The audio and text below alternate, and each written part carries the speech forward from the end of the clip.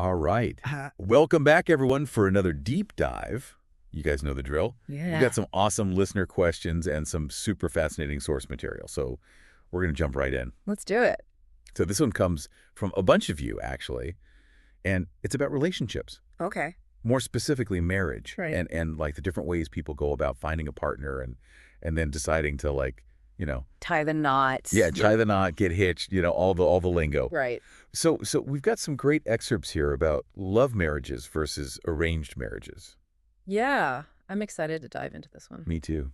I think a lot of us, kind of have these preconceived notions, right, For sure. about what these terms even mean. Totally. So let's start with the basics. In our sources, a love marriage is defined as a marriage based on personal choice and mutual affection. Right. So basically, you meet someone, you fall in love, sparks fly, and you decide to get married. Exactly. Yeah. It's all about that romantic love and individual choice. Mm. And then on the other hand, we have arranged marriage. Yeah. And this is where families get involved in the matchmaking process, right? Right. So they help in selecting partners um, based on factors they see as important for a successful and lasting marriage. Exactly. And this is where I think some of the biggest misconceptions come in. Yeah. Like right away, I'm thinking, okay, is this like forced marriage? Is there no say from the couple themselves? Yeah, that's a common concern, especially in Western cultures. But it's important to remember that arranged marriage doesn't automatically equal forced marriage. Okay. In most modern arranged marriages, the couple's consent is absolutely key. It's not about parents dictating their children's lives anymore. So it's definitely not that like super traditional image we might have in our heads of like, parents picking a spouse for their kid and that's just it. Right, exactly. Think of it more like a collaborative process where families suggest potential matches based on shared values, social standing, or even like astrological compatibility in some cultures. But ultimately, it's up to the individuals involved to decide if they want to move forward with the relationship.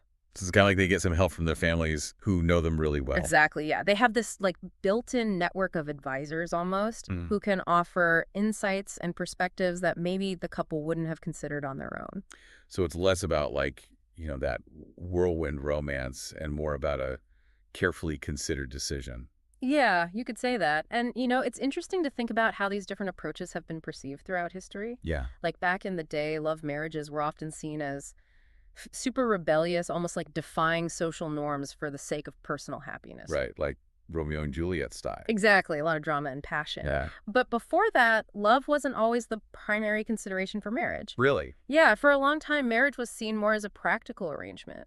A way to unite families or secure economic stability or maintain social order. Hmm. Yeah, and I think that shift towards prioritizing love and individual fulfillment in marriage is relatively recent, especially in Western cultures. So when we think about like the pros and cons of each approach, it seems like love marriages have that initial spark. Totally, the butterflies, the excitement. But like any relationship, things can get complicated down the road, right? Absolutely. Passion can fade and, individual desires can clash with the realities of building a life together long term. Yeah. And I guess that's where the whole like high divorce rates thing comes in, right? Exactly. One of the sources actually pointed out that high divorce rates in societies where love marriage is the norm. Mhm. And it really makes you think, is relying solely on romantic love as the foundation for a lifelong partnership really sustainable? Yeah, that's a good point. It's definitely not a guarantee of happiness. Right. And on the flip side, arranged marriages with that strong family involvement might offer a different kind of support system. Okay, so like how did that work? Well, think about it. When families are actively involved in the marriage process, they often provide this really strong safety net for the couple, Okay. especially during those like tough times that every marriage goes through. So like they have more people to turn to for advice and help. Exactly. It's like a built-in support network. Yeah. And there's also this idea that families might be better equipped to assess long-term compatibility. Right. Because they're not blinded by those like initial, sparks and infatuation. Yeah, exactly. They can look beyond those surface level things and consider factors that might contribute to a more stable and successful marriage in the long run. So it's like having an extra set of eyes looking out for you. Yeah, you could say that. Now, I'm not trying to say that one system is better than the other. Right? Both love marriages and arranged marriages have their own unique advantages and challenges. Totally. But I think it's important to acknowledge that arranged marriages in their modern form can offer certain benefits that we might overlook in our like individualistic culture. That's a really good point.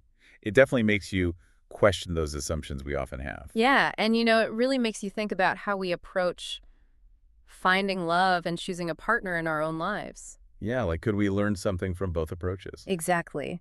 Could we benefit from maybe incorporating some aspects of that arranged marriage model? Hmm. Seeking advice and guidance from our loved ones, Okay. while still obviously prioritizing our own feelings and consent. It's all about finding that balance, right? Yeah, that makes a lot of sense. That's It's not about picking one or the other, but figuring out what works best for each individual and couple. right. And ultimately, I think the goal is the same no matter which approach you take. To find a loving and fulfilling partnership. Exactly. I like it. I love these deep dives. I always learn something new. Me too. It's fascinating to explore these different perspectives. Well, on that note, we're going to wrap things up here. Big thanks to everyone for listening and for sending in your awesome questions. Keep them coming. Yeah. And until next time, happy listening. See ya! Bye.